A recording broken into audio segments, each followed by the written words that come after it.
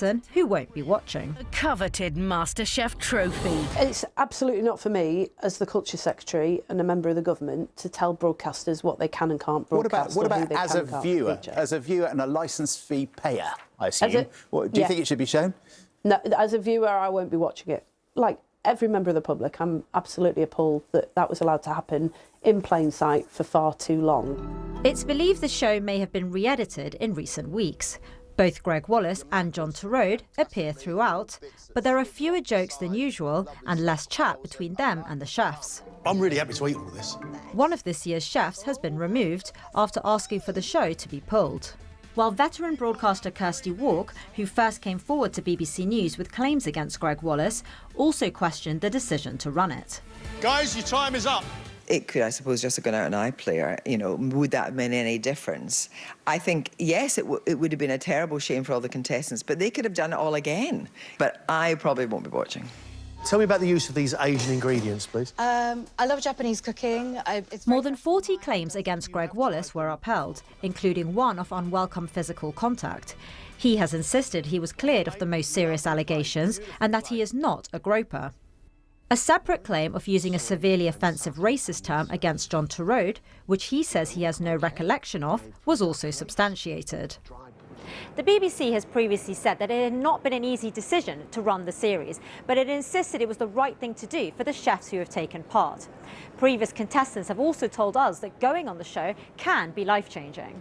This is the start of a brand new competition. The new series runs for 3 days a week until the finals, with a decision still to be made about the celebrity series and the Christmas special. Noor Nanji, BBC News.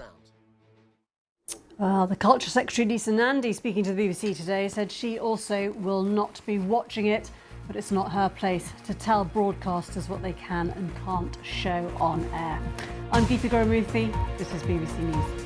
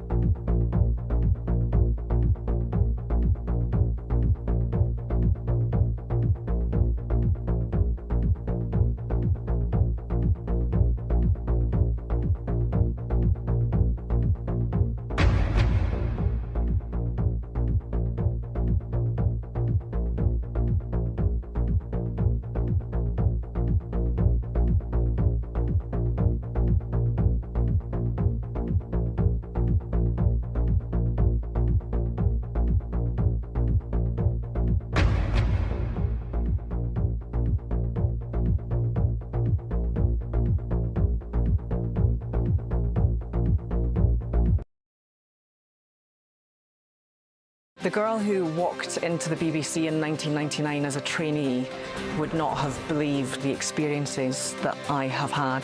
When I first started covering women's sport, many people weren't terribly interested. The first time I realised that the women's game had progressed as much as it has was when England played at Wembley for the first time ever.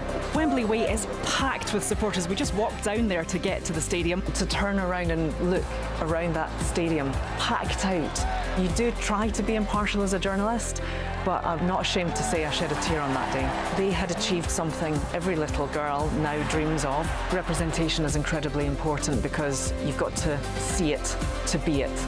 I've been incredibly privileged to have had a front seat to watch women's sport grow into this incredible force. And now we've got the next generation waiting in the wings to hopefully take it further.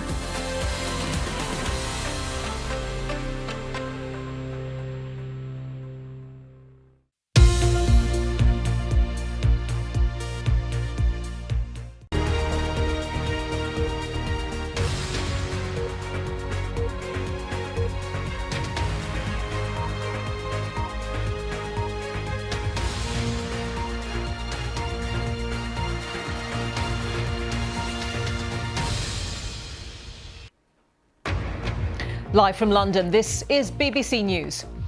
President Putin and US envoy Steve Witkoff have a 3-hour meeting in Moscow as President Trump's deadline on sanctions for Russia approaches. At BBC Verify, we have been analysing an increase in Russia's aerial attacks on Ukraine since President Trump took office. Gazans scramble for aid as the UN says it is deeply alarmed by reports that Israel is planning to occupy the entire Gaza Strip. The US Health Secretary blocks $500 million of funding for research into vaccines for respiratory diseases. We speak to a Nobel Prize winner whose medical discoveries led to COVID-19 vaccines. And new research shows female gorillas seem to have much stronger social relationships than we previously thought.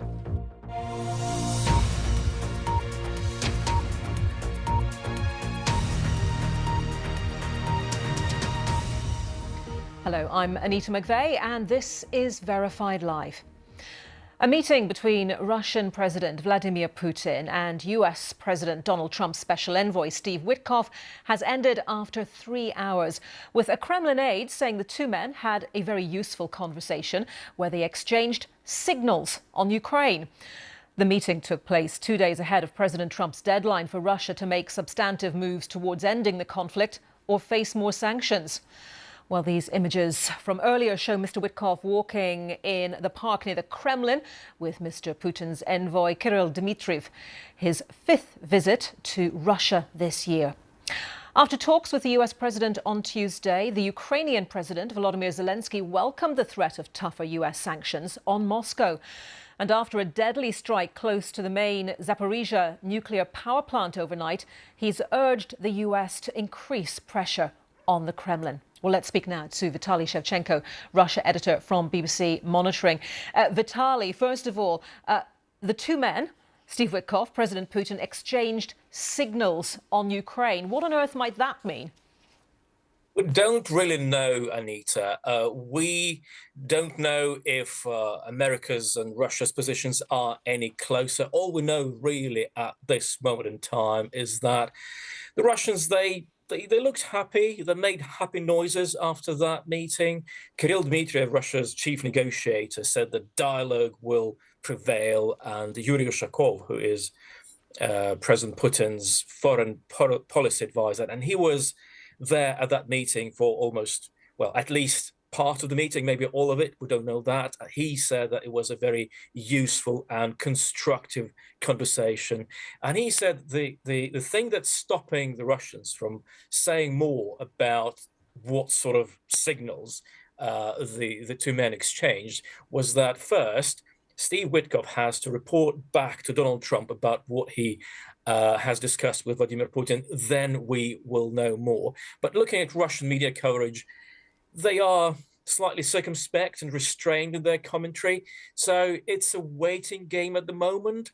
Of course, Ukraine will be looking at signals coming from Moscow and Washington as well, particularly whether Donald Trump will make good on his promises of imposing further crippling sanctions on Russia and possibly Russia's trading partners.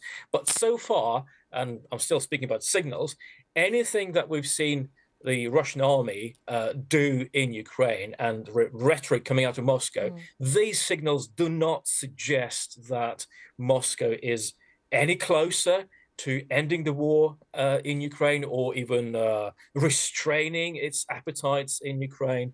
As you say, Russia carried out a missile strike on a riverside resort in Zaporizhia this morning. 4 guided missiles, glide bombs, killing 2 people, injuring at least a dozen more. So this isn't a welcome signal for Ukraine at all.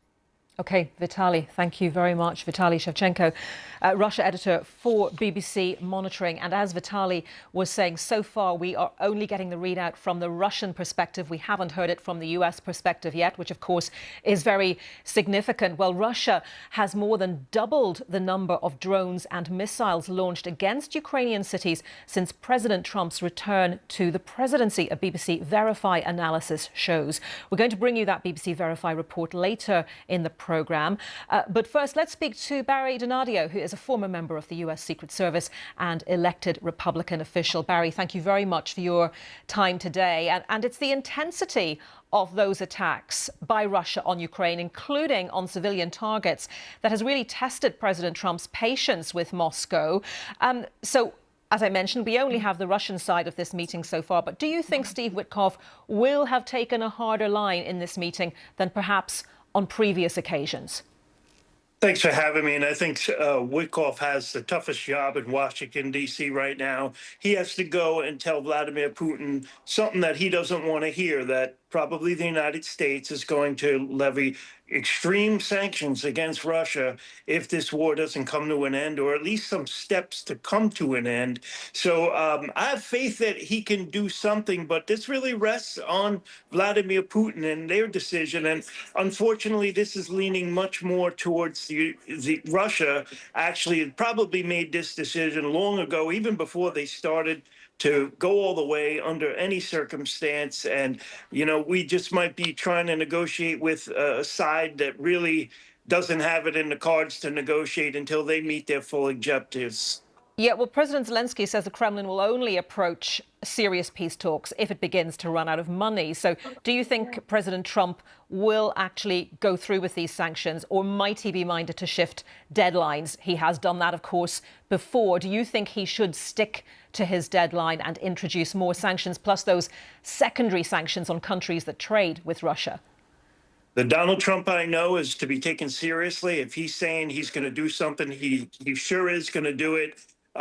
You know, whether that's going to be an escalation between the United States and Russia is yet to be seen. But I would bet a paycheck on that. If President Trump says he's going to do this, he is certainly going to do it. And do you think at the moment, if we look at sentiment in the Republican Party and in the MAGA movement, is that sentiment supportive of President Trump introducing these further sanctions? Yes, absolutely. MAGA, the Republican Party, supports President Trump 100%.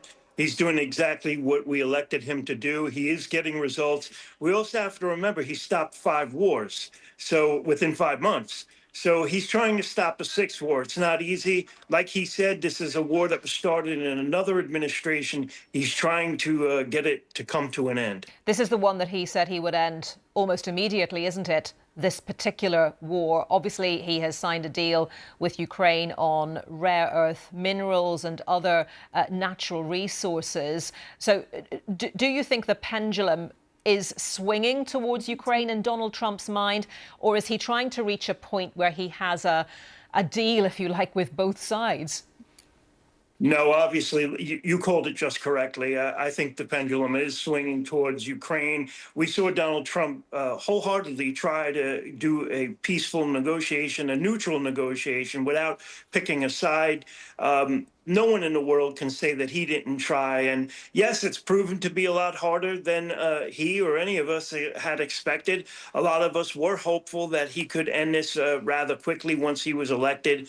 But again, if the other side, which is Putin, and we don't even blame Russia, we blame Putin. If Putin decided way before Trump even got elected, you're up against only one party that wants to negotiate, that's Ukraine.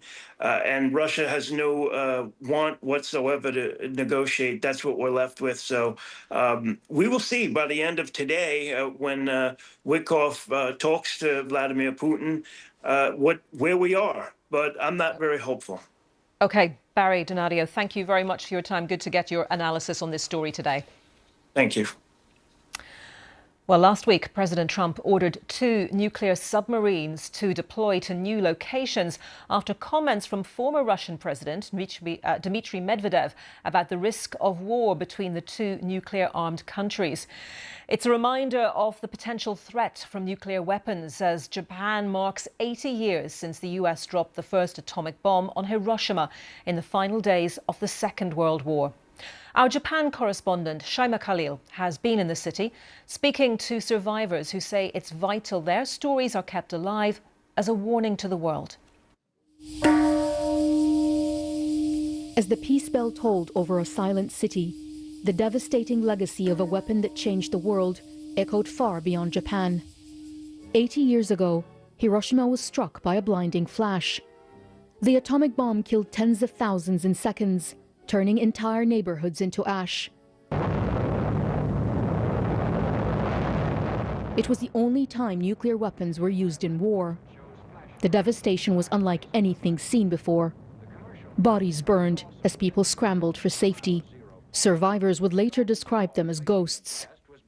Toxic radiation contaminated the city. For years, people suffered from illnesses, disfigurement, and loss. Saitoshi Tanaka was 18 months old when the bomb hit. His mother carried him on her back and rushed to her family's neighborhood. This local school is where his grandparents' home once stood. Corpses were strewn all over the area, he tells me. Tanaka-san was exposed to radiation and suffered multiple cancers. It started with esophageal cancer. It then spread to my throat. And by the time I reached my 60s, the cancer had spread to my mouth. The Nobel Peace Prize laureates. Tanaka-san is a member of a group representing survivors of the atomic bombings of Hiroshima and Nagasaki. They won the Nobel Peace Prize last year for their efforts to abolish nuclear weapons. Being at the ceremony was a moment of pride, but also of sorrow, he says. Sadly, 80 years on, it is turning out exactly as predicted. While we say we must not create any more victims of nuclear arms, more countries have acquired these weapons. When you look at the situation in Gaza and Ukraine, how does that make you feel? When I watch scenes of ruins, towns destroyed and devastated, women, mothers, and children fleeing in panic, I can't help but compare them to my own experiences. It is almost something my body remembers. It is very painful. Wherever you look, there are reminders of the horrors that people lived through. 80 years ago, this entire area was engulfed in flames, a sea of red, as one survivor put it. The atomic bomb may have played a major role in ending the Second World War, but it unleashed the terror of nuclear warfare. And the fear now is that today's nuclear weapons are far more powerful, and the threat of them being used feels closer than ever.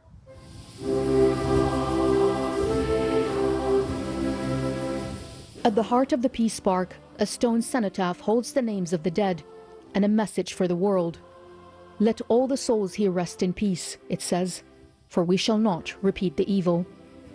Shaima Khalil, BBC News, Hiroshima.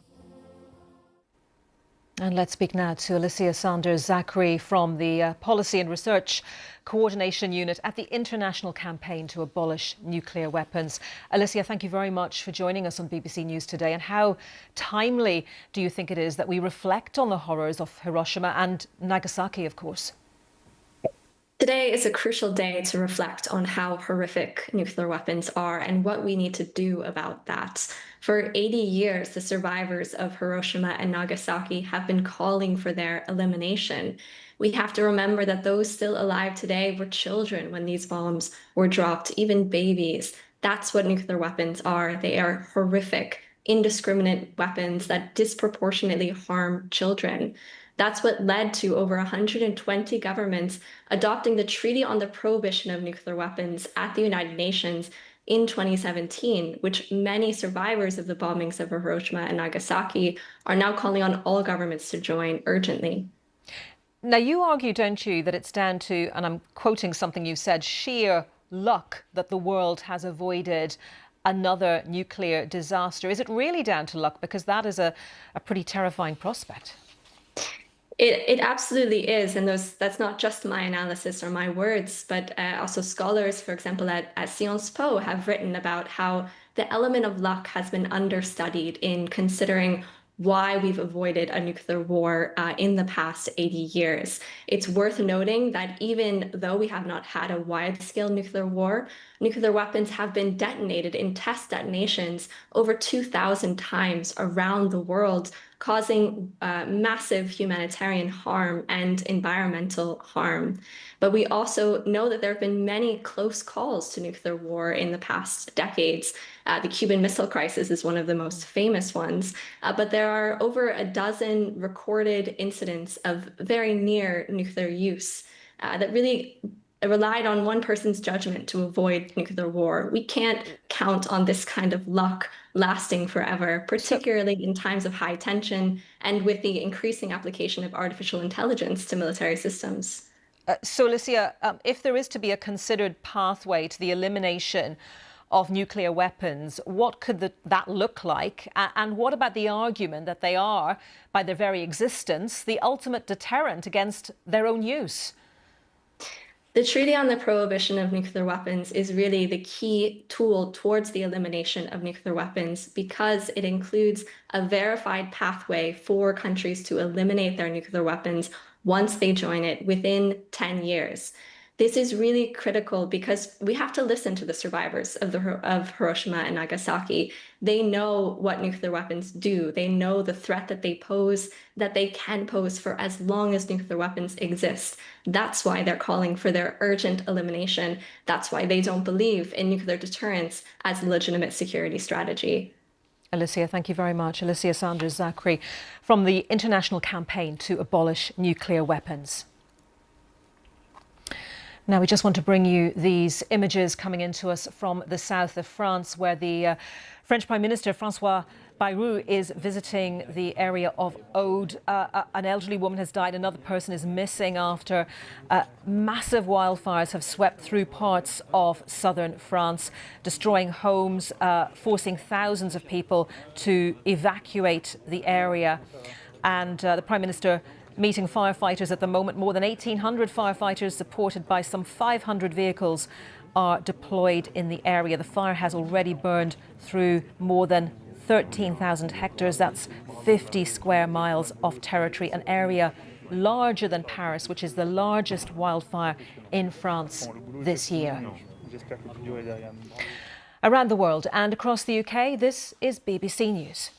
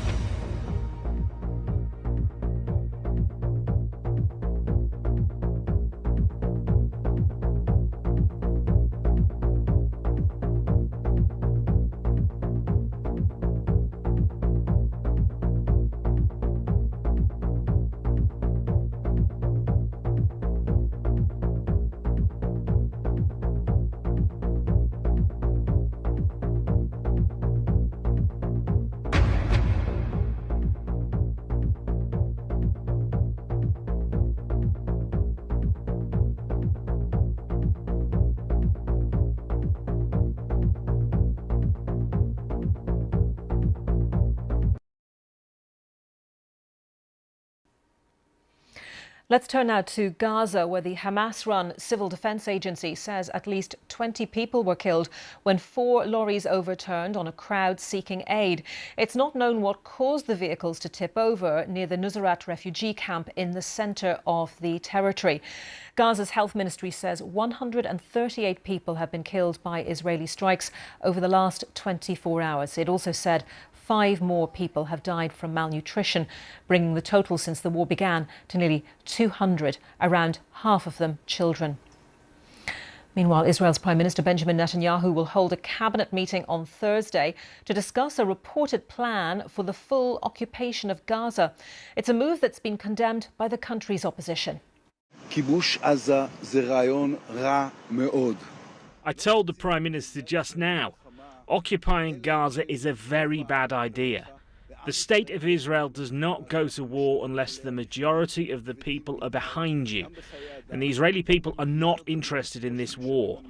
Occupying Gaza is a bad idea operationally, it is a bad idea morally, it is a bad idea economically.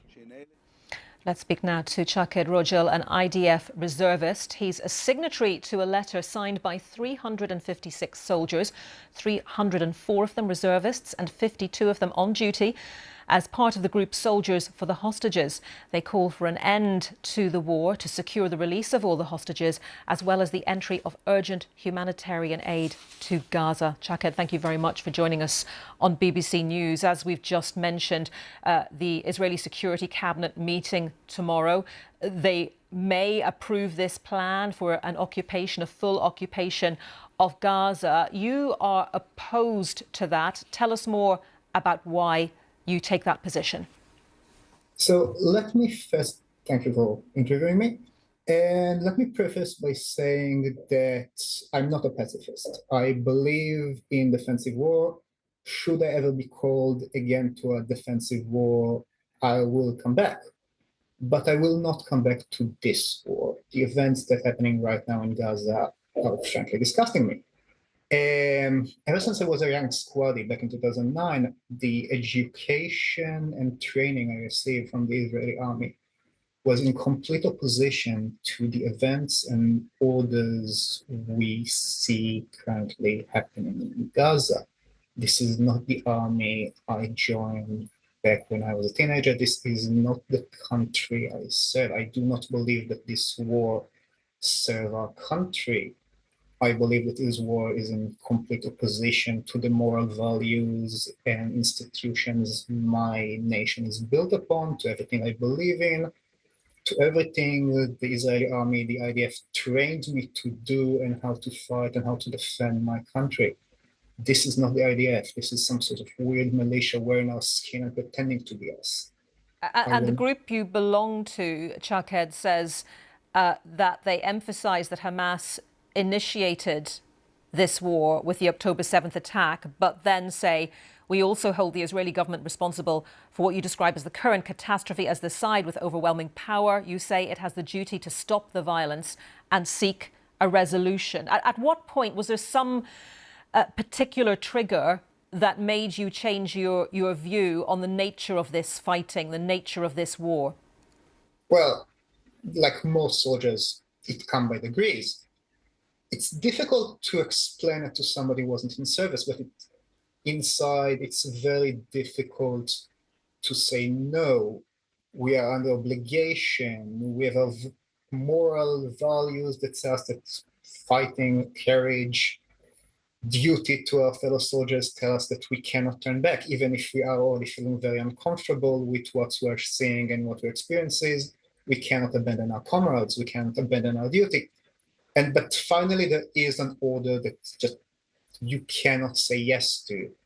In the Israeli military, it's called the Black Flag Order.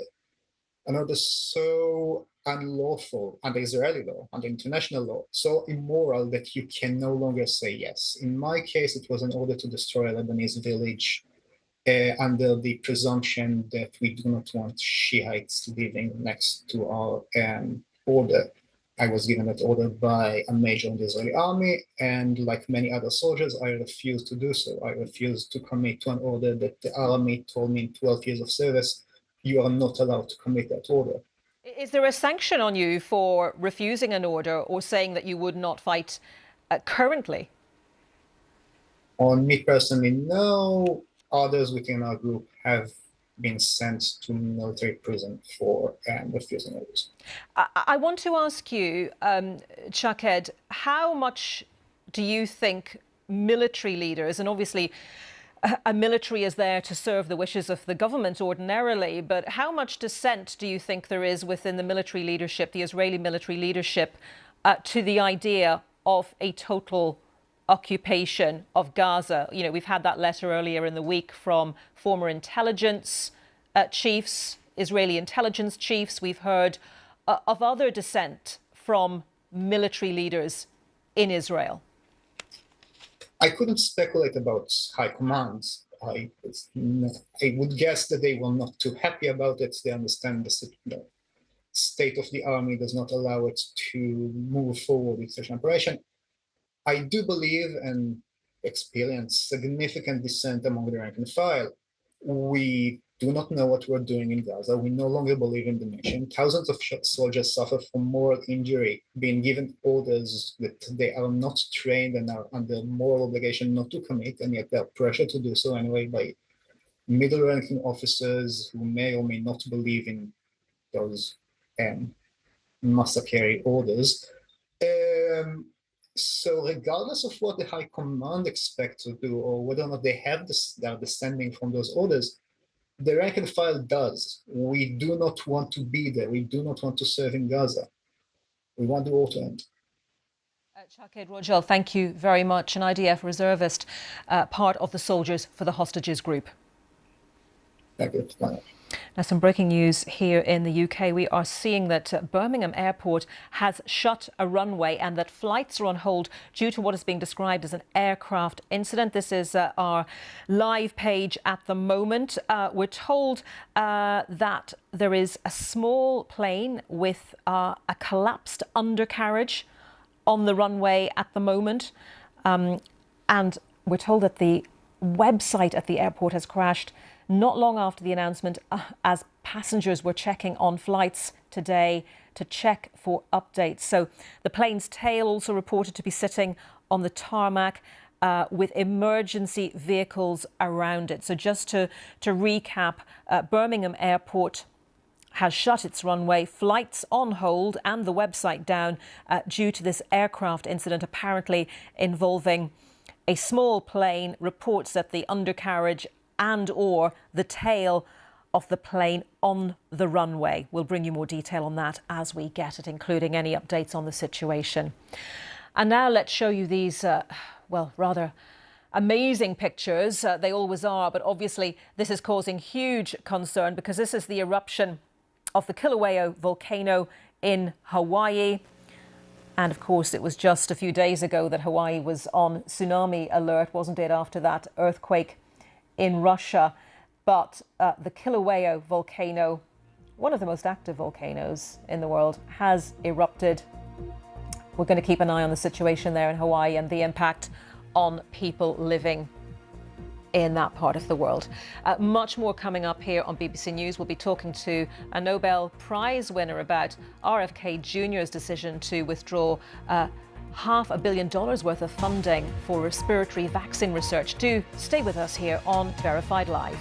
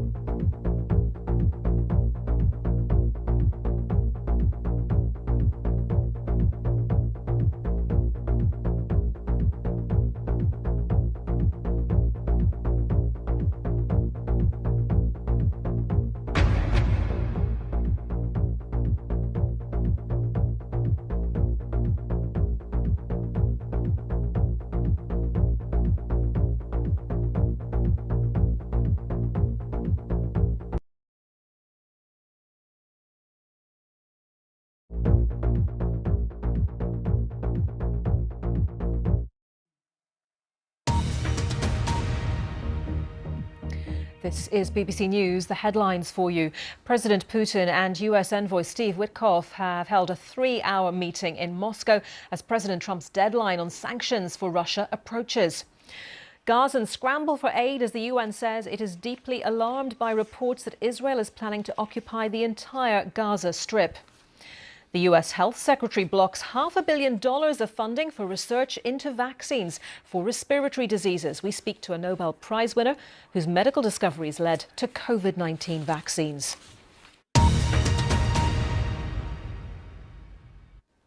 Hello, I'm Anita McVeigh.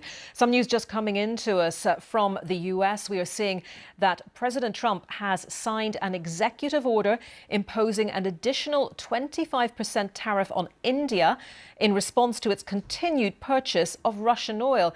He said as much just a few days ago, didn't he? He said he was very frustrated with India because of this purchase of Russian oil. India had previously called the threat of an additional tariff unjustified and unreasonable, saying that it bought the oil to guarantee oil and gas prices for Indian consumers. And in a post on Truth Social, the US president said that India didn't care how many people in Ukraine are being killed by, quote, the Russian war machine. Now, India had already received a 25% tariff from the US. Now, this is an additional 25% tariff in response to its continued purchase of Russian oil. We've only heard the Russian readout of the meeting between Steve Witkoff and President Putin today. We haven't heard the US side. So is this a sign that President Trump is going to go ahead with the sanctions on Friday against Russia that he's spoken about, and secondary sanctions on countries that trade with Russia?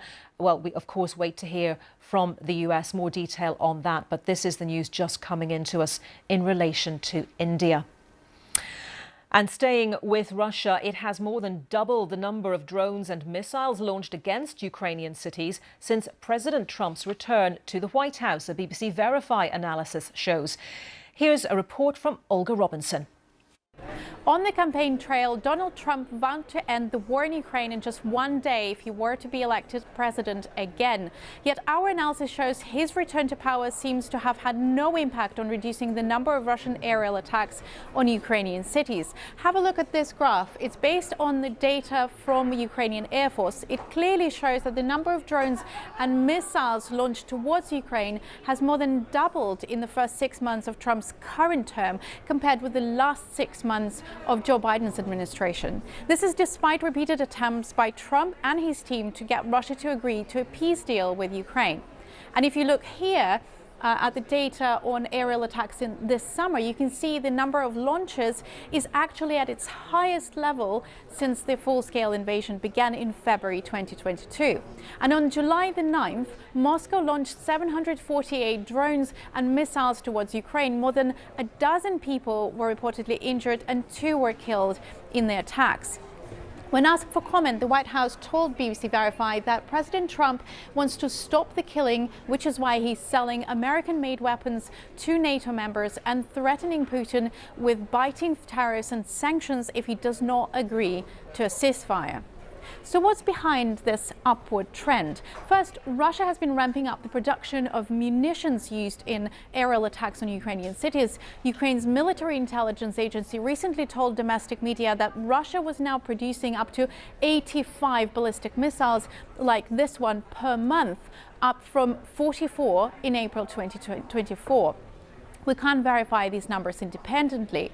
And here's Alabuga, a major plant in southern Russia that manufactures so-called kamikaze drones such as Geran 2, which is a Russian version of the Iranian Shahed drone. Reportedly, this facility produces 170 Geran drones per day, and it has significantly expanded its premises in the past year alone. Compare this satellite image from July 2024 to this image from Tuesday, and you can see a number of new warehouses that have been built on site. Alabuga's director has told recently a Russian state TV that the facility is now the largest drone producer in the world, and his workers were now producing 9 times more units than initially expected. Some commentators say Russia has also capitalized on the pauses in the deliveries of air defense munitions and other military supplies to Ukraine on 2 separate occasions, in March and July this year. These have since been reversed by President Trump.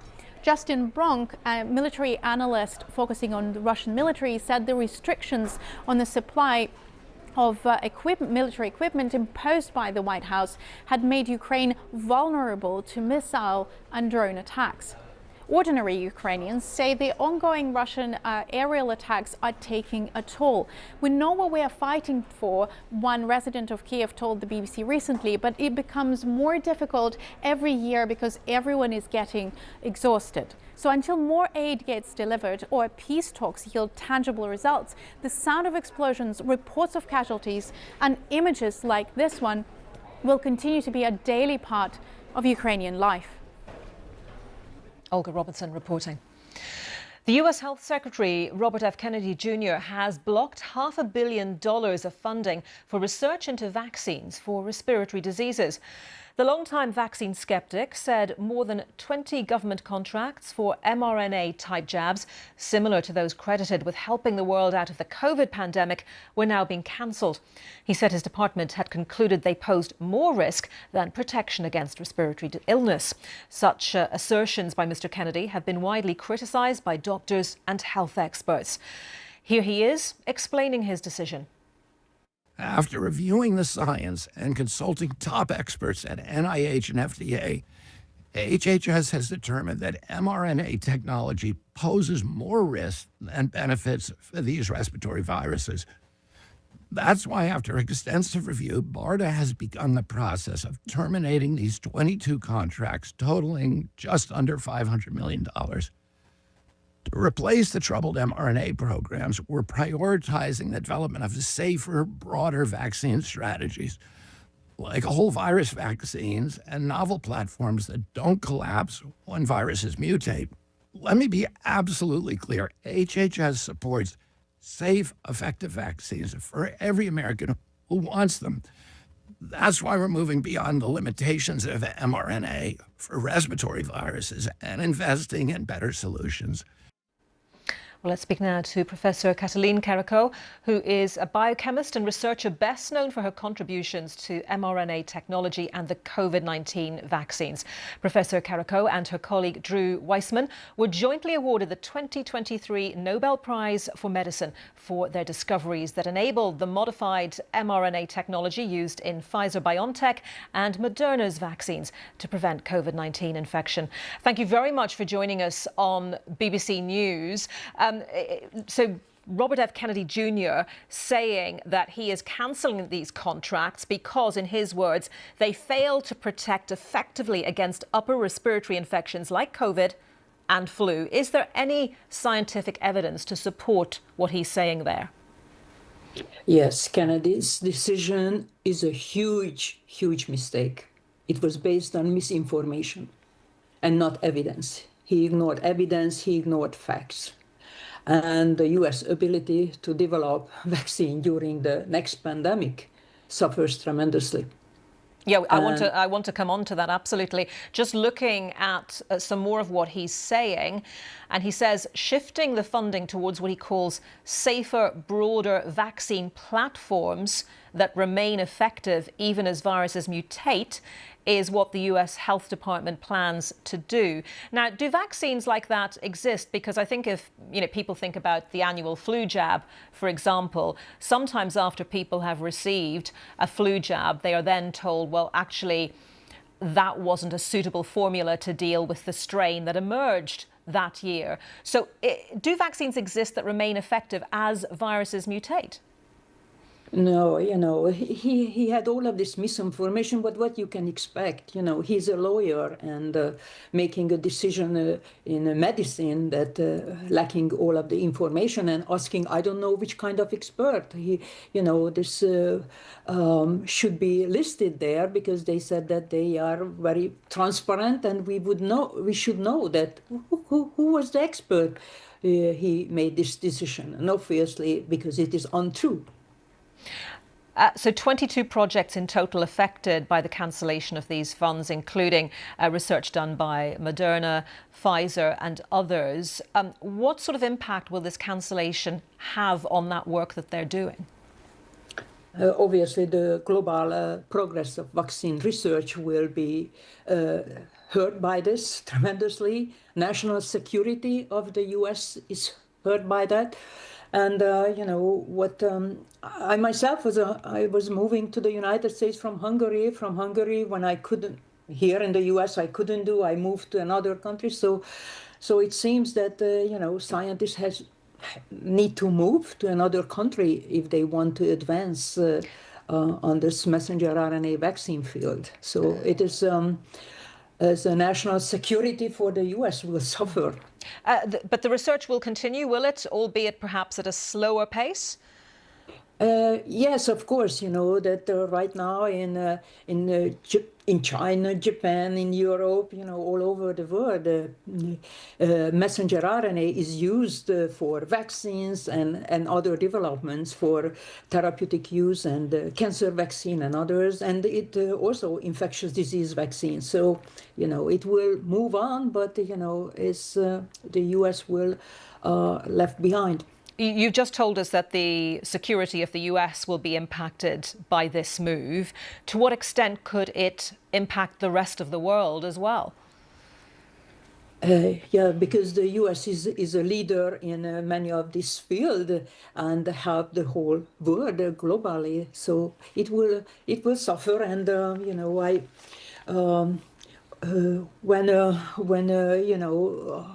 Science has no respect, and fund will not go there, so that scientists, not everybody can move and transfer the science in another country. So it is they will move and they will start to do other research. But I am just completely speechless that I think it never happened that the HHA secretary ever made a decision based on, you know, fake information that stop research on a field. It never happened. Okay, Professor Katalin Karikó, Nobel Prize winner, thank you very much for your time today. Thank you. Around the world and across the UK, this is BBC News.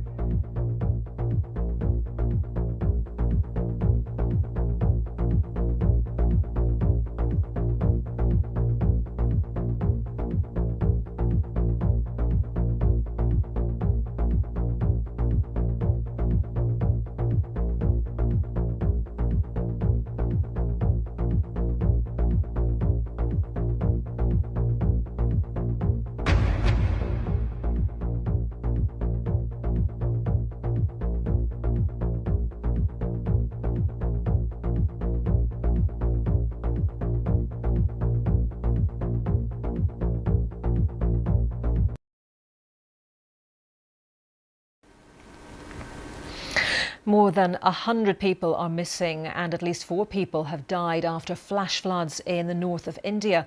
Rescue operations are underway in the district of Uttarkashi after a massive wave of water surged down the mountains, submerging roads and buildings in a nearby village. Our South Asia correspondent Samira Hussain sent this report. The roads getting to where those flash floods happened are really quite treacherous. In fact, just for us to be driving up there, we saw large boulders on the roads. Parts of them are being washed